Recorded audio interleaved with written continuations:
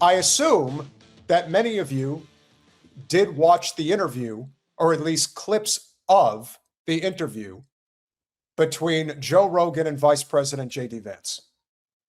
Now, this was a very important interview for a multitude of reasons, not the least of which is that while there's a lot of bullshit that you have to weed through in these types of conversations, because let's be honest, Rogan really doesn't push back, especially on those that are kind of in his camp, so to speak.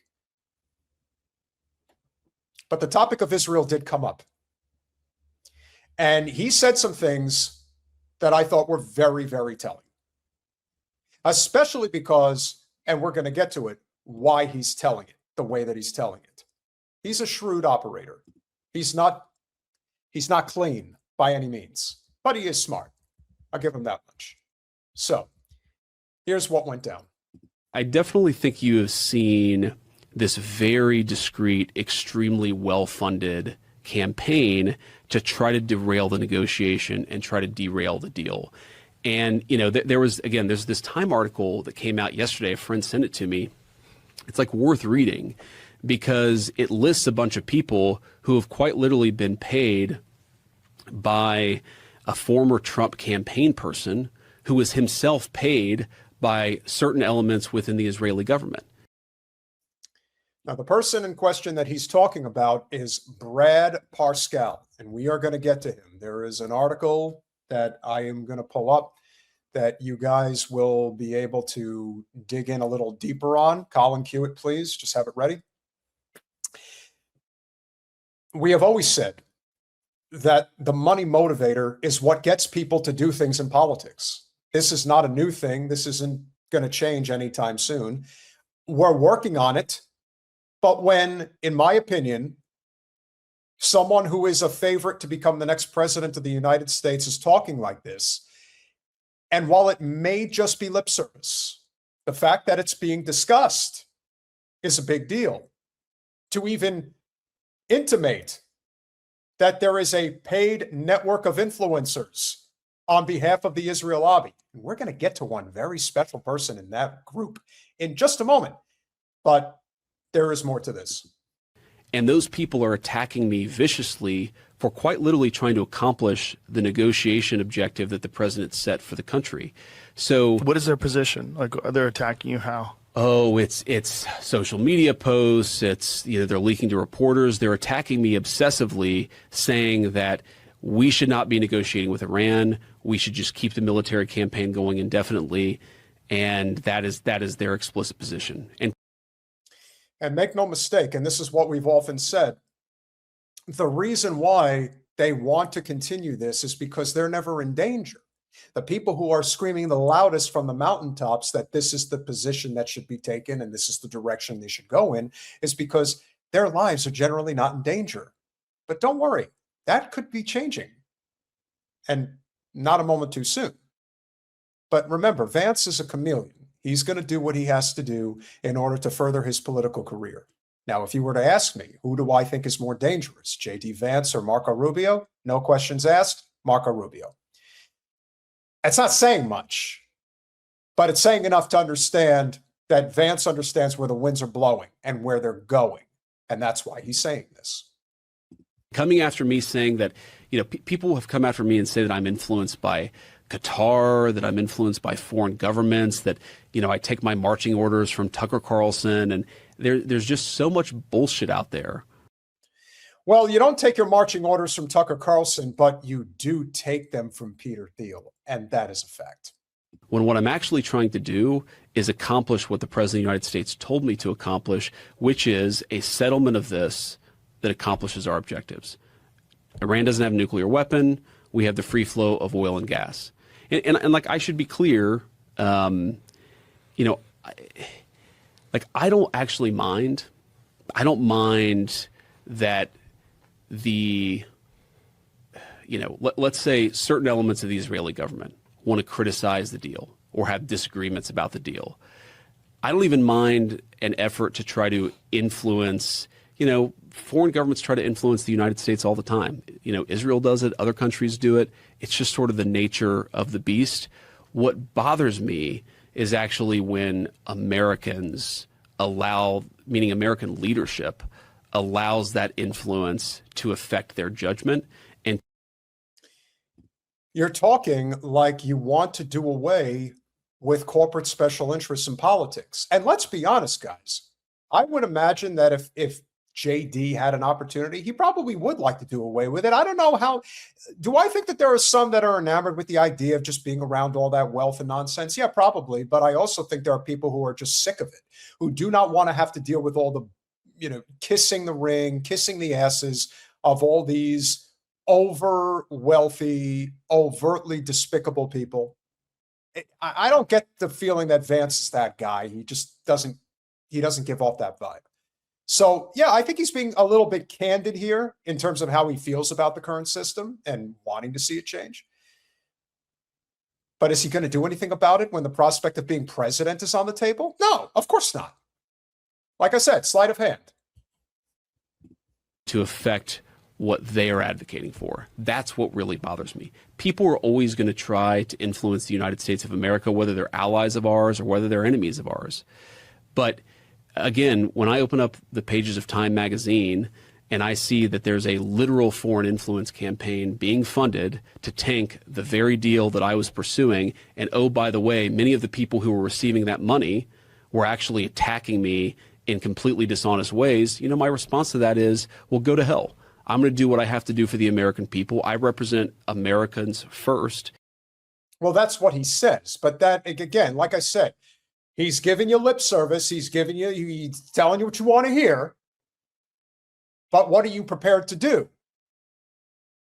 Are you prepared to go against the president? Are you prepared to go against the Israel lobby? Full stop. Are you prepared to conduct yourself as Thomas Massie has been conducting himself? I haven't seen any indication that you are. I think you are concerned that Marco Rubio is going to get the billions of dollars to fund his campaign from the Israel lobby. In fact, he probably knows already that the Israel lobby has made a determination between him and Rubio as to who they're going to back financially, and the decision has been made that it will be Rubio. So he's got to find another path. Maybe he's willing to go scorched earth. I would love to see it. I'm not expecting it, but he is dancing around a very important issue here. And that issue is as follows. Who exactly is he referring to? Who is this person that is overseeing this operation? It turns out that the person in question is a guy named Brad Parscale. And this is from Time magazine. Trump's ex-campaign manager is running an Israeli influence operation targeting the MAGA base. So this is the douchebag in question. Yeah, he looks very intimidating, let me assure you. Okay, let's keep going.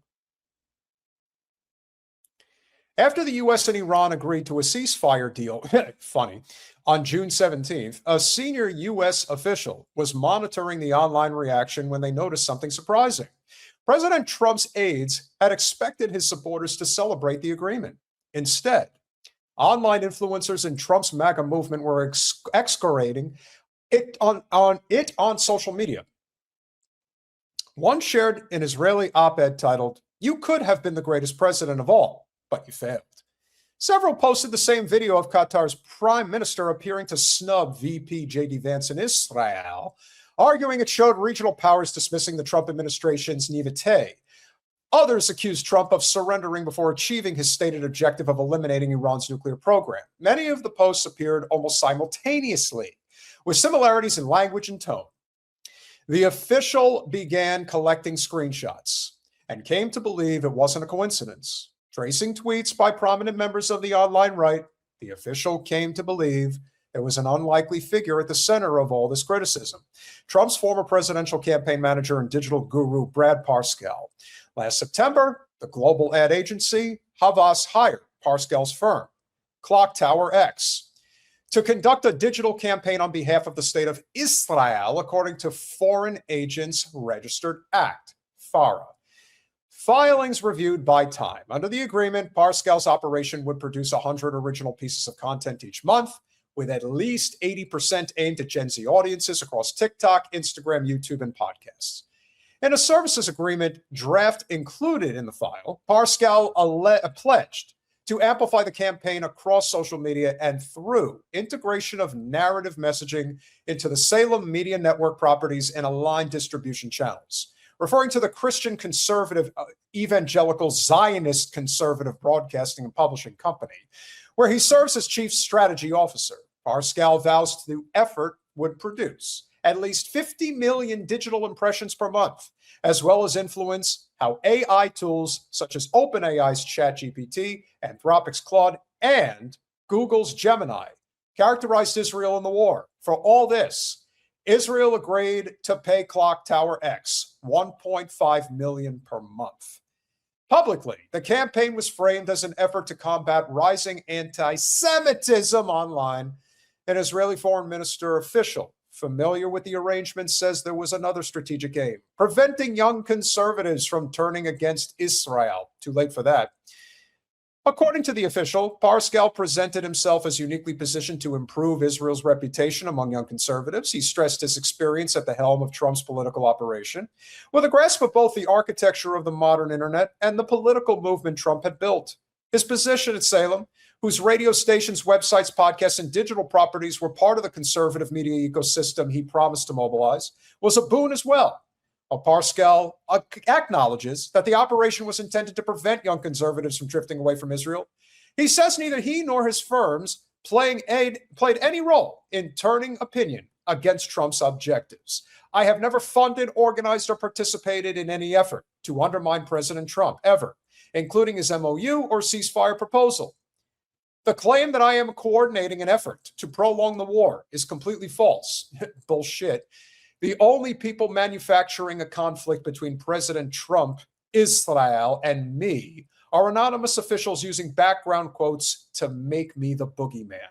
No, you are just registered under FARA and getting paid $1.5 million a month by the Israel lobby. But it's all coincidence. Three people familiar with the campaign describe a messaging operation run through a network of interconnected firms overseen by Parscale and other firms he owns or created, such as Campaign Nucleus and Influenceable, in which he now owns a minority stake. Through private group chats, they say conservative influencers receive suggested language for posts on social media sites such as X, Instagram, and TikTok. They were then compensated based on the impressions and engagement their content generated. On its website, Clock Tower X says it has developed an influencer ecosystem that includes managed networks that amplify narratives through credible distributed voices. It remains unclear how much Parscale's outfits paid creators as part of the Israel campaign. Another recent Influenceable campaign offered influencers a base payment of $2,250 plus $1 for every 1,000 views, up to 2 million views, allowing influencers to earn as much as $4,250 per post, according to internal text messages reviewed by Time. People who participated, most of whom asked for anonymity, feared reprisals, rejected the suggestion that there was anything improper about the practice. Parscale says none of the money from the FARA registered contract has been used to pay influencers, arguing that doing so would require them to disclose the source of their funding. He says other Christian organizations, again, just call them Christian Zionists already. Christian Zionist organizations hired his firms, such as Influenceable, to support Israel in the wake of the October 7 attacks, but declined to identify them, of course.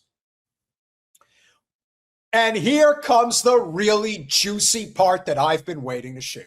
One of the conservative figures associated with the campaign was Al Jacoby, a recent college grad with a popular X account who began working with one of Parscale's firms about a year ago. He says after testifying before a House committee about anti-Semitism on college campuses, Jacoby says neither Influenceable nor any other firm has ever compensated him to promote views that he did not already hold.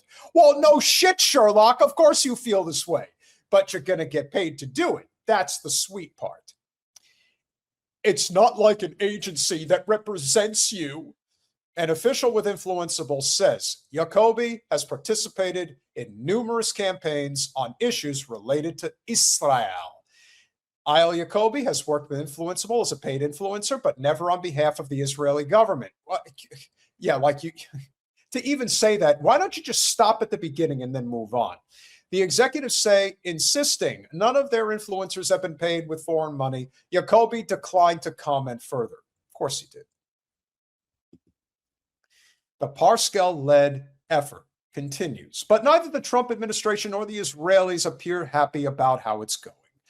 Prime Minister Netanyahu Milikowski has hired Parscale to improve the nation's standing among conservatives, only to watch support continue to erode on the American right and across the broader U.S. electorate.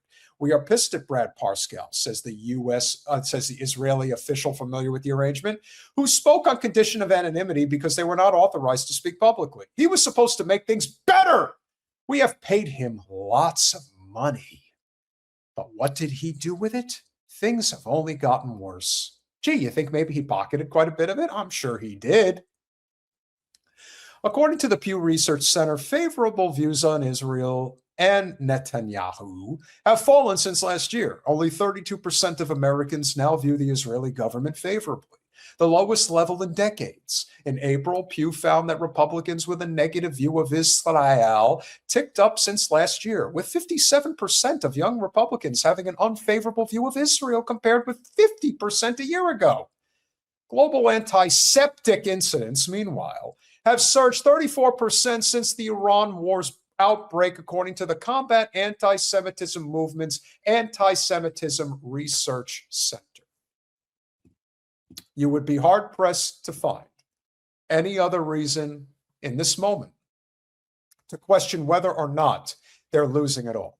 They can throw as much money at this as they want. They can continue to convince people that if we just did enough PR, we can convince people that this is acceptable discourse. We're that close to our Greater Israel Project. Actually, they're not.